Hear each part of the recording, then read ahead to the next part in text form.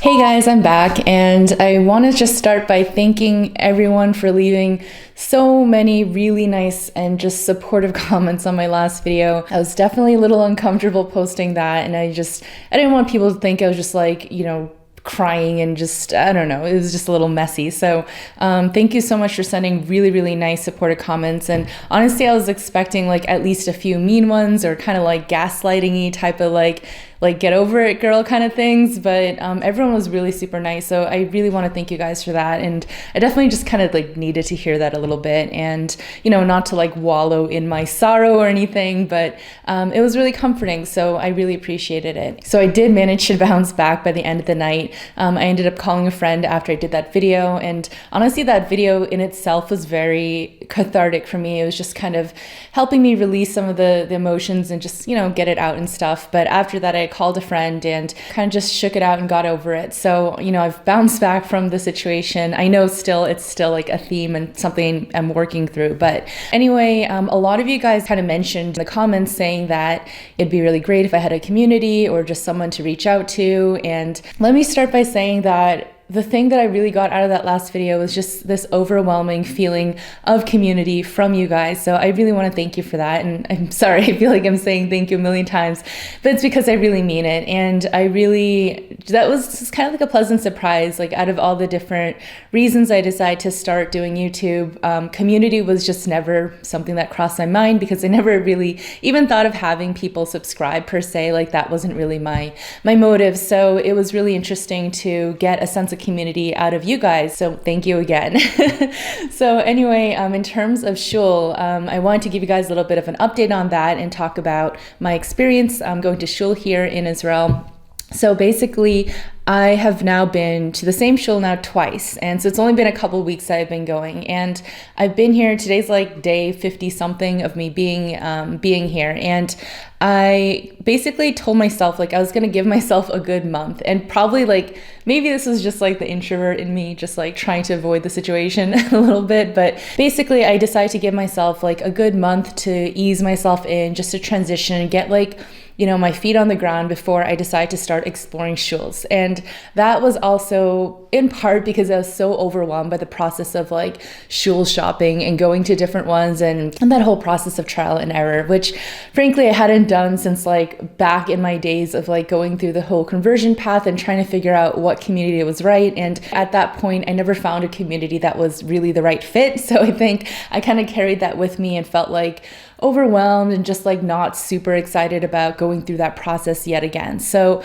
that being said, it's a whole different ball game here because I'm in Yerushalayim. There's like literally over 1,000 different shuls to choose from, like so many places right within walking distance. So that already starts me off on, in a good situation. But what I did was actually posted in the Secret Jerusalem Facebook group before I came here, and I asked people for shul recommendations. And I also mentioned like I'm 35 and Korean American and I'm a convert. And I wanted to give that information because I asked people like what shul would be like a welcoming, inclusive place where I'm not going to like stick out like a sore thumb or like make people uncomfortable with my presence, and or like somewhere that's just kind of like big enough that I can just sort of blend in. And some people got a little bit offended or like weirded out by that comment, but like other people totally got it. And as much as it'd be nice for us to live in a world where being an Asian convert like wouldn't be an issue, like the reality is that in certain communities that might be a little more insular, it might make some people uncomfortable. I know that's like an icky thing to talk about, but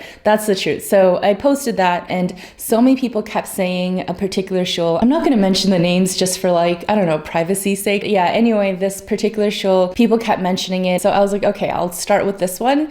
I went a couple weeks ago and it was amazing. And I was really excited before I went, but I was also very nervous, to be honest, because I haven't really been in many Orthodox shuls. And the reason I was nervous is that I did have a pretty traumatic event at one particular shul before, and that really just kind of scarred me, to be honest. So ever since then, I've been a little bit nervous to be in those spaces just in case a similar situation might come up. And maybe I'll talk about that someday. But anyway, I was nervous, excited, and as soon as I walked in, it all just melted away, and I was so into it. People were just like dancing. It was really vibrant. Like it was just such a festive atmosphere, and like I just love that word festive, and that's what it was. It was just like people really into Shabbos. And I have to say, to be honest, in a lot of the different synagogues I've been in, that's not always a spirit you get even on Shabbat. So, which is, I think, such a sad thing, but you know, it is what it is. So I was really excited to be in such a excited environment, and it was just so energetic, and the music was amazing. And I love when people basically make instruments out of the desks and the chairs and basically start banging and doing percussive rhythms. I love that so much, and they were doing that really, really well. So I was really into it. I was literally dancing and jumping, and it was super awesome. So I went there, and then the next week I was I'm definitely going back. So that was last week. And at this point, I'm not sure I'll probably end up going back there, but I don't want to be a creature of habit. And I do feel the right thing to do might be to just try out different options. I know I haven't decided that yet. In any case, I really enjoy this particular community. I haven't really talked to folks there yet, really. Last week, the person whom I, assume was a Rebbitzin kind of tapped me on the shoulder and gave me a friendly smile. But to be honest, I kind of scurried home after and just, did my thing. But next time when I go, I will make an effort to, kind of mix and mingle. The thing is, at least in the women's section, as soon as davening ends, people just kind of shoot off to to their dinners and stuff. So it's a little bit tough, but I'm gonna try to at least introduce myself to the Rebbitzin, which would be nice. She seems super friendly, just watching her interactions in the room and stuff. So I just felt really warm and comfortable there, and I'm just so excited for that. So yeah, that's where I'm at in terms of my shul situation.